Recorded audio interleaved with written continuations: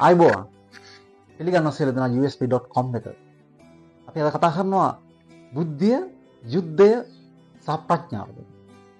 බුද්ධිය සහ ප්‍රඥාව කෙසේ වෙතත් යුද්ධේ නම් මේ වෙලාවේ අති බිහිසුණු ආකාරයට සිදුවීම් පවතිනවා. යුද්ධය කෙසේ වෙතත් බුද්ධිය සහ ප්‍රඥාව නම් අපේ සාකච්ඡාවට නිකතින් විවහල්. අපේ සාකච්ඡාව ජීවිතය කළමනාකරණය කිරීම ලෝකේ විසිරි පවත්නා විවිධාකාරයේ දැනුම් පද්ධතිවල තියෙන සාරය එකතු කරගෙන අපි අපේ ජීවිතය මනමින් කළමනාකරණය කිරීම ගැන කතා කරමින් ඉන්නේ. අද අපි කතා කරනවා මේ ලෝකයේ දැන් පවතින මේ යුද්ධමය තත්ත්වය ඇතුලේ මේ තාක්ෂණික ප්‍රබෝධය නැත්නම් යුද්ධයට දියුණු තාක්ෂණය යොදා ගැනීම අති දියුණු යුද උපක්‍රම බොහොම බුද්ධිමත්ව පාවිච්චි කිරීම තියෙනවා. නමුත් ඒ අය ප්‍රඥාවන්තද මෙය ප්‍රඥාවන්ත ක්‍රියාවක්ද කියන එක තමයි අපි නුවණැසින් විමසන්නට යන්නේ. පළමු දෙවන ලෝක යුද්ධය නම් අපි කියවලා තියෙනවා. ඒ වගේම ඊට පස්සේ ගල්ෆ් යුද්ධය අපි කියවලා තියෙනවා, නිවුස් විදිහට දැකලා තියෙනවා. ඊට පස්සේ මේ මෑත කාලයේදී යුක්‍රේන රෂියා විනාශකාරී යුද්ධය, දැන් ඊශ්‍රායල් ඉරාන් යුද්ධය.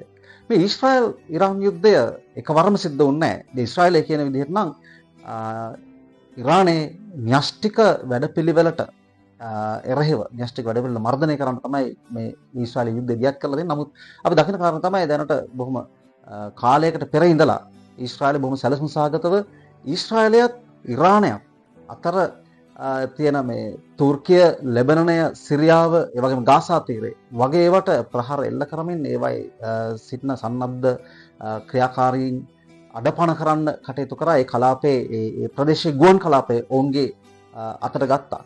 බොහොම බුද්ධිමත් ක්‍රියාවලියක්. ප්‍රඥාව තමයි ප්‍රශ්නේ.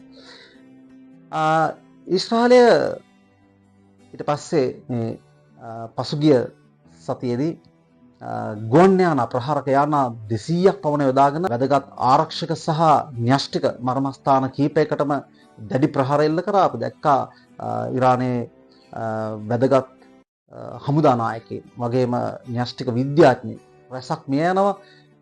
ඊට ප්‍රතිප්‍රහාරවුන් අපේක්ෂා කරා. ඒ වගේ ප්‍රතිප්‍රහාර ලැබුණා. ඊශ්‍රායලය කියලා කියන්නේ බොහොම පොඩි රටක්. වර්ග කිලෝමීටර 22000ක් වගේ මම හරිනම්. නමුත් ඉරානය කියලා කියන්නේ අති විශාල රටක්. වර්ග කිලෝමීටර 1,65,000ක් විතර භූමි භාගයක් තියෙන රටක්. ලංකාවත් එක්ක ගත්තන් පස්සේ ලංකාවේ 65,325යි දැන් තියෙන්නේ. එතකොට ලංකාවෙන් 3 එකක් විතර තමයි ඊශ්‍රායලය. නමුත් ඊශ්‍රායලයේ සුවිශේෂතාවයන් ගොඩක් තියෙනවා. ඇත්ත වශයෙන්ම IQ අතින් ඉන්ටෙලෙක්චුවල් ක්වොලිටි එක අතින් ලෝකේ පළවෙනි තැන ඉන්නේ ඊශ්‍රායලය. ඔබ දන්නවද දෙවෙනි තැන ඉන්නේ කවුද කියලා? දෙවෙනි තැන ඉන්නේ අපි. ලංකාව තමයි IQ අතින් ලෝකේ ඊශ්‍රායලට පමණක් දෙවෙනි රට. හැබැයි EQ ටෙස්ට් කරොත්, ඉමෝෂනල් ක්වොලිටි එක ටෙස්ට් කරොත් නම් මම හිතන්නේ ලංකාව පළවෙනි තැනටපත් වී යුතුයි ඇතැම් විට. කොහොම වේවා මම දකින විදිහට මේ දැනට තියෙන යුද්ධ, ඊශ්‍රායල් ඉරාන් යුද්ධය වර්ගවාදී සංස්කෘතිකවාදී බෙදීමක් පදනම් කරගත් අරගලයක්. ඊශ්‍රායලයේ යුදෙව් ක්‍රිස්තියානුවන්, ඒ වගේම ඉරානයේ ඉස්ලාමීය බැතිමතුන්, මේ දෙගොල්ලන්ම බැතිමතුන් ශ්‍රද්ධාවන්තයින්ද කියන එක ගැටලුවක් තියෙනවා. ඒ ගැන අපි පස්සේ වෙලාවක කතා කරමු. මේ ශ්‍රද්ධාව සහ භක්තිය අතර තියෙන වෙනස. කොහොම නමුත් ඊශ්‍රායලය ඉරානට ගුවන් යාන 200ක් පාවිච්චි කරලා ප්‍රහාරයක් එල්ල කරනකොට ඒ ගුවන් යාන බොහොමයක් ඇමරිකාවේ නිෂ්පාදනය කරපු ඒවා. ඒතර ඇමරිකාව මේ වෙලාවේ මේ යුද්ධේ පිටිපස්ස ඉඳගෙන බොහොම නිහඬ පිළිවෙතක් මුලින් අනුගමනය කරමින් හිටියා. පස්සේ කිව්වා මේ ඉරානයේ ආධ්‍යාත්මික නායකයා කෙසේවත් ඝාතනය කරන්න එපා කියලා. නමුත් ඊශ්‍රායලයේ බෙන්ජමින් නෙතන්යාහු ඊශ්‍රායල් ජනාධිපතිතුමා අපි කියනවා දැක්කා නෑ, ආධ්‍යාත්මික නායකයා ඝාතනය කිරීමෙන් විතරයි මේක මේ අවසානයක් දකින්න පුළුවන් වෙන්නේ කියලා. එතකොට අපි දැක්කා ගුවන් යාන ප්‍රහාරයෙන් පස්සේ ඉරානය අධි තාක්ෂණික මෙවලම් වලින් දිගු දුර විහිදුම් මිසයිල් වලින් පහර දුන්නා ඊශ්‍රායලයට. එතන කිලෝමීටර් 1000කටත් වඩා ඈත තියෙන ඉලක්ක වලට නිවැරදිව පහර දෙන්න පුළුවන් අතිශය විහිසුණු මිසයිල් ඒවා. හැබැයි ඒකට එරෙහිව ඊශ්‍රායලයට තියෙනවා ගුවන් ආරක්ෂක පද්ධතියක්, මිසයිල් ආරක්ෂක පද්ධතියක්. දැන් එයාඩ්‍රෝම් කියන මිසයිල් ආරක්ෂක පද්ධතිය පවා සිදුරු කරගෙන ඉරාන මිසයිල් කීපයක් ඊශ්‍රායල ඉලක්ක කරා පතිත වුණා. අපි දැක්කා. ඊට පස්සේ ඊශ්‍රායලෙන් කිව්වා ටෙහෙරාන් නගරයෙන් ජනතාවට ඉවත් වෙන්න කියලා. ඒකට එරෙහිව අපි දැක්කා ඉරානයෙන් කියනවා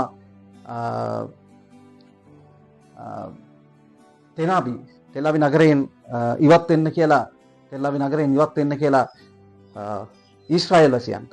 මේ දෙක මම දකින නිකම් මේ දෙරටේ ජනතාව ගැන සිවිල් වැසියන් ගැන දෙරටේ පාලකයෝ කිඹුල් කඳුළු හෙලනවා වගේ තත්ත්වයක්. එලාම් එකක් දෙනවා නැත්තම් අන්තරංගවීමක් සංඥාවක් කරනවා මේ ප්‍රහාරවලට ඉස්සෙල්ලා. එතකොට ජනතාවට පුළුවන් ආරක්ෂිත කුටිවලට යන්න. හැම බිල්ඩිමකම වගේ ඒගොල්ලන්ට තියෙනවා බංකර්. නමුත් මේ මෑතකදී හදනවා ඉරානයෙන් බංක බස්ටර් කියලා මිසයිලයක්. ඒ මිසයිලයට පුළුවන් පොළව ඇතුළට මීටර 30ක් පමණ කිදා බහැලා පෙනට්‍රේට් කරලා පුපුරව හරින්න. එතකොට මේ ඉලක්ක කරන්නේ කවුද? මේ ඉලක්ක කරන්නේ බංකර් තුල සැඟවෙන නිරායුධ අහිංසක යුද පුහුණුවක් ලැබපු නැති සෙබළුන් නොවන අහිංසක ජනතාව. ඒක බොහොම පැහැදිලි. දැන් අපි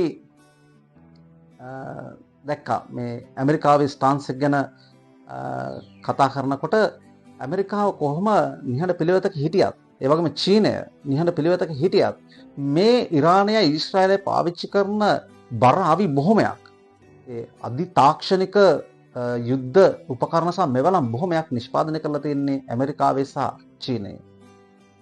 එතකොට මේ වෙපන්ස් මාකට් එකේ ඒගොල්ලෝ ඉන්නවා. ඒ අයට වාසි කොහේ හරි රටකල් දෙකක් එන කොටා ගන්නකොට යුද්ධ කරනකොට ඒ ආයුධ නිෂ්පාදකයන්ට වාසි, ආයුධ බිස්නස් එකේ ඉන්න කට්ටියට වාසි. අපිට අහන්න ලැබුණා ඉරානය පැත්තට පියාසර කරයි කියලා මේ රේඩාර් පද්ධති වලට පවා වැලි ගහලා ඒවට මුවාවෙමින් චීන සැපයුම් යානාවක්. ඒතර මේ හැම තැනදීම අපිට පේන්නේ මේ තාක්ෂණික දියුණුව නැත්තම් මේ මිනිසාගේ බුද්ධිමත්භාවය. දැන් මේ හැමෝම USA ඇමරිකාව වෙන්න පුළුවන්, චීනය වෙන්න පුළුවන්, යුක්‍රේනය වෙන්න පුළුවන්, රුසියාව වෙන්න පුළුවන්, ඊශ්‍රායලය එහෙම නැත්නම් ඉරානය, මේ හැමෝම ඉතාම බුද්ධිමත්. නමුත් ඔවුන් ප්‍රඥාවන්තද කියන ගැටලුව අපිට තියෙනවා. දැන් මේ අවියායුධ වෙනදාම බෞද්ධ දර්ශනයේ තහනම් වෙනදාම නුසුදුසු අකැප වෙනදාමක් විදිහට තමයි දැකලා තියෙන්නේ. ධාර්මිකව ධනය උපයන මාර්ගයක් නෙවෙයි ඒක. අපි ඓතිහාසික යුගවලට ගියොත් එහෙම අපි අහලා තියෙනවා ප්‍රාග් ඓතිහාසික යුගයේ රාම රාවණා යුද්ධය සිද්ධ වෙන්නේ මේ නායකයන් දෙපළ අතර. සිවිල් වැසියෝ ඝාතනය වෙන්නේ නැහැ යුද්ධවලදී. මොකද යුද්ධයට එළඹෙන්නේ මේ සටන් කරුවමයි, මේ නායකයන්මයි. ඒ වගේම අපි දැක්කා පූර්ව යටත් විජිත යුගයේ අපි අහලා තියෙනවා එළාර දුටු ගැමුණු යුද්ධයේදී ද්වන්ද සටනකට තමයි එළඹෙන්නේ රජවරුන් දෙදෙනා. ඒතර සිවිල් වැසියන්ට හානියක් නැහැ ඒකේ. දැන් මේ යුද්ධයේ තියෙන විනාශකාරී තත්ත්වය තමයි අපිට කරන ගොඩ නැගිලි සුණු විසුණු වෙලා යනවා. පොදු දේපල, පෞද්ගලික හොයවා පොදු ඒවා දේපල, ඒවා යම්කිසි පිරිවැයක් දරලා, අවස්ථික පිරිවැයක් දරලා යම්කිසි නිෂ්පාදන ක්‍රියාවලියක් ඔස්සේ, ගොඩනැගිලි ඉදිකිරීමේ ක්‍රියාවලියක් ඔස්සේ ගොඩනගපු දේවල් සම්පත් වැය කරලා තියෙනවා මේකට. මේ අහිමි වෙනකොට ඒක අහිමි වෙන්නේ ඊශ්‍රායලයටද, ඒක අහිමි වෙන්නේ ඉරානයටද, ඒක අහිමි වෙන්නේ යුක්‍රේනයටද, එහෙම නැත්නම් රුසියාවටද, ගාසා තීරයටද කියන එක අදාළ නැහැ. මේ ලෝකයේම අපි එකක් විදිහට හිතන්න, මේ ගෝලීයකරණය ගැන කතා කරන යුගයේ අපි මේ ලෝකේ එකක් විදිහට හිතුවොත්, එක විශ්ව ගම්මානයක විදිහට හිතුවොත් මේ අපේ ධනය තමයි මේ නාස්ති වෙන්නේ. ඉතිහාසයේ යුද්ධ කරලා තියෙනවා. දැන් ලංකාවේ ඉතිහාසය ගත්තොත් එimhe හැමදාම යුද්ධ තිබිලා තියෙනවා. හැබැයි මේ යුද්ධවලට එළඹිලා තියෙන්නේ යුද්ධ පුහුණුවලක් ආයුධ සන්නද්ධ සෙබළුන්. ඒ අය යුද්ධයේදී ආරක්ෂා වෙන්නත් දන්නවා. ඒ වගේම යුද්ධ කරන්නත් දන්නවා. හැබැයි සාමාන්‍ය අහිංසක වැසියන්ට ඒ යුද්ධ වලින් මහා පීඩාවක් විනාශයක් තිබුණේ නැහැ. ඒක තමයි ප්‍රඥාවන්තභාවය. අපේ රටවල් වල, විශේෂයෙන්ම පෙරදිග රටවල් වල ජීවත් වෙන මිනිස්සුන්ගේ බුද්ධියක් තියෙනවා, ප්‍රඥාව ඊට ඉදිරියෙන් තියෙනවා කියලා අපිට පේනවා. ලෝකයේ අනෙක් බටහිර රටවල් වල, මැද පෙරදිග රටවල් වල මිනිස්සුන්ගේ බුද්ධිය ඉතා ඉහළින් තිබ්බට ඒ අය ප්‍රඥාවන්තද කියන ගැටලුව අපි ඉදිරියේ තියෙනවා. මෙත්තා, කරුණා, මුදිතා, උපේක්ඛා වගේ හැඟීම් නැත්නම් ඒ ඉමෝෂන්ස් ගැන වල එකතුවක් තමයි ප්‍රඥාව කියලා කියන්නේ. බොහොම කල්පනාකාරීව අටලෝ දහමින් කම්පා වෙන්නේ නැතුව පංච නීවරණ යටපත් කරලා ඒ වගේම කිසිවකට කැමැත්තෙන් ඇලෙන්නෙත් නැතුව කිසිවකට ගැටෙන්නෙත් නැතුව තණ්හාව තැන්වලට ඇලීමේ ගතිය අඩු කරලා. මොකද මේ සියලු දේවල් හැදලා තියෙන්නේ පඨවි ආපෝ තේජෝ වායෝ කියන සිව්ම භූතෙන් ඒ වගේම වර්ණ ගන්ධ රස ඕජා වගේ මූලික රූප කලාප එකතු වෙලා තමයි මේ රූප කියන එක හැදලා තියෙන්නේ. ඊට පස්සේ වේදනා සංඥා සංකාර විඥාන ඒ වගේ දේවල් තමයි නාම කොටස. ඉතින් මේ නාම හෝ ඒවා රූප හෝ ඒවා මේ හැම දෙයක්ම මේ හැම ප්‍රපංචයක්ම අනිත්‍යයි. ඒ කියන්නේ අපිට කැමති විදිහට මේවා පවතින්නේ නැහැ. අපිට තව කෙනෙක්ව අපේ වසඟේ පවත්වන්න බෑ. අපිට ඕන විදිහට පවත්වන්නට නවත්වන්නට බෑ. ඒ කාරණය අවබෝධ කරගෙන තියෙනවා මේ ලෝකේ බොහෝ මිනිසු බෞද්ධ දර්ශනය වැනි දර්ශනයන්. ඒත් වශයෙන්ම ලෝකේ බොහෝ ආගම් තිබුණාට ආගමික බැතිමතුන් හිටියට මේ දර්ශනයක් ධර්මයක් තේරුම් ගත්ත අය හරි අඩුයි. ධර්මයක් තේරුම් ගැනීමේදී තමයි මෙන්න මේ කියන ප්‍රඥාවන්ත ගුණය ඇති වෙන්නේ. කොටිම කියනවා නම් මේ මෙන්ටල් ක්වොලිටි එක තමයි ඉමෝෂනල් ක්වොලිටි එක තමයි බැඳීම් අතහැරලා ධනාත්මක හෝ ඍණාත්මක කැමැත්තෙන් රාගයෙන් ආශාවෙන් බැඳෙන බැඳීම හෝ අකමැත්තෙන් දේශයෙන් ගැටෙන බැඳීම එකත් බැඳීමක්. මේ දෙපාර්ශ්වයම දෙආකාරයේම බැඳීම් වලින් තොරව ඒ බැඳීම් අතහැරලා දුකින් මිදී නිදහස් වීමට කටයුතු කළ යුතු ආකාරය පිළිබඳ දැනීම තමයි ප්‍රඥාව කියන්නේ. ඒක මගේ ආරාධනය. බොහොම ප්‍රඥාවන්තව හිතලා බලලා විස්ඩම් එක ප්‍රඥාවට ඉංග්‍රීසියෙන් කියන්නේ විස්ඩම් කියලා. මේ විස්ඩම් එක විස්ඩම් ක්වොලිටි එක ඇති කරගෙන මේ ලෝකේ සිද්ධ වෙන දේවල් දිහා බොහොම හොඳ තුන්වෙනි ඇහැකින් විවෘතව බලන්න. තුන්වෙනි ඇහැකින් බලලා මේවා තේරුම් ගන්න බලන්න. මොකද බොහෝ අය මම දැකලා මේ අගය කරනවා. මේ ඊශ්‍රායලෙ මෙහෙම ගැහුවා ඉරානයට ගුවන් යාන මෙච්චරක් පාවිච්චි කරා මේවා ඇමරිකාවෙන් නිෂ්පාදිත බොහොම දියුණු යාන මෙන්න ඉරානයේ තියෙන මේ වගේ න්‍යෂ්ටික හැකියාවක් න්‍යෂ්ටික අවි මේ වගේ මිසයිල එච්චර දුරකින් තියෙන කිලෝමීටර් 1000කට වඩා එහා පැත්තෙන් තියෙන ඉලක්කවලට නිවර්දිව විදින්න පුළුවන්. ඉතින් මේක තාක්ෂණය ගැනම බුද්ධිය ගැනම කතා කිරීමක් විද්‍යාව ගැනම කතා කිරීමක්. හැබැයි ඒ විද්‍යාවම තමයි අවිද්‍යාව වෙලා තියෙන්නේ. ඉතින් මිනිස්සුන්ගේ ජීවිත විනාශ කරන, දේපල විනාශ කරන අවියායුධ නිෂ්පාදනය කිරීමට හැකියාව තිබුණාට ඒක නිෂ්පාදනය කරනවද නැද්ද කියන තීරණය ගැනීමේදී වැදගත් වෙන බුද්ධියට වඩා ප්‍රඥාව. 1950 ගණන් වල තිබුණ අලෙවි කරන සංකල්පයක්, අලෙවි කරන දර්ශනයක් ලෝකේ. ඒක තමයි දෙවන ලෝකයේ යුද්ධේ නිමාවීමත් සමග ලෝකේ තිබුණු තාක්ෂණය පාවිච්චි කරලා හදන්න පුළුවන් දේවල් කර්මාන්තශාලාවල හදනවා. ඒවා පාරිභෝගිකන්ට අවශ්‍ය නැත්නම් නැතත්. ඊට පස්සේ තව සංකල්පයක් තිබුණා විකුණුම් සංකල්පය. ඒකෙදි පාරිභෝගිකයෝ ඉල්ලන දේ තමයි පාරිභෝගිකයන්ට දෙන්නේ. පසු කාලේ දිනු වෙච්ච අලෙවි කරන සංකල්පෙත් ඒ පාරිභෝගික අවශ්‍යතා හොයලා බලලා ඒවට අනුව භාණ්ඩ සේවා නිෂ්පාදනය කරලා තමයි සපයන්නේ ව්‍යාපාරිකයෝ. ඒතර පාරිභෝගිකයෝ ඉල්ලන්නේ මොනවද? අවියායුධ, මත්ද්‍රව්‍ය වගේ විනාශකාරී දේවල්.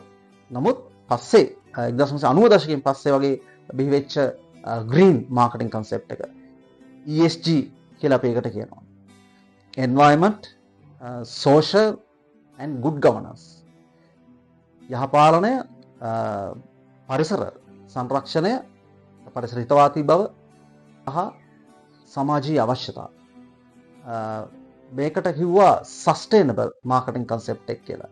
ඒතර එවැනි දර්ශනවල තමයි ලෝකේ යා යුත්තේ. ඒවා ස්වාගත තියෙනවා, ඒවා ප්‍රගුණ කරනවා. නමුත් මිනිස්සු හදිසි වුණාම ඒවා පැත්තකට දාලා අමතක කරලා ආපහු සුපුරුදු ගමන් මාර්ගයේ ගමන් කරමින් ඉන්නවා.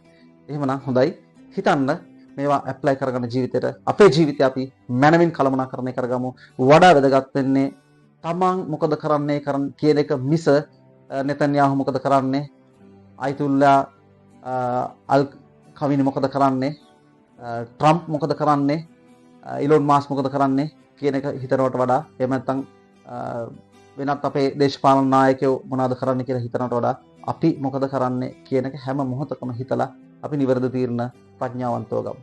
බොහොම ස්තුතියි. මේ වීඩියෝ එක මම කරලා දවස් කීපයක් වුණා අප්ලෝඩ් නොකර හිටියේ. ඒත් දැන් වෙන දේවල් බැලුවම මට හිතෙනවා මේක අප්ලෝඩ් කරන එක කාලීනයි කියලා. අද වෙනකොට නිහඬ පිළිවෙතක් හිටපු ඇමරිකාව ඉරානයට බංක බස්ට බෝම්බ හෙලලා තියෙනවා ප්‍රහාරක යන මගෙන් ගිහිල්ලා. ඒ තත්ත්වය තුළ මම හිතුවා මේ වීඩියෝ එක අප්ලෝඩ් කරන එක හොඳයි කියලා.